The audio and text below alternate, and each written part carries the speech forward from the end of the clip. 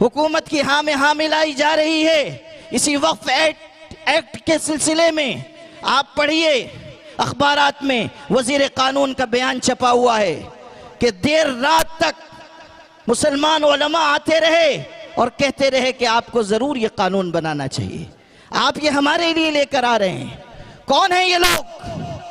कौन है मिल्लत से बेवफाई करने वाले ये लोग? वही जो कुव्वत और ताकत के आगे सजदा रेज हो रहे हैं, जो ताकतों की गुलामी इख्तियार कर रहे हैं।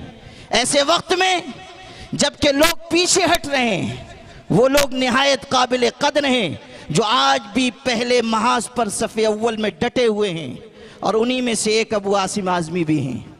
वो अपनी पूरी तवानाई के साथ अल्लाह के दीन और इस मिल्लत की आवाज़ बुलंद करने की कोशिश कर रहे हैं।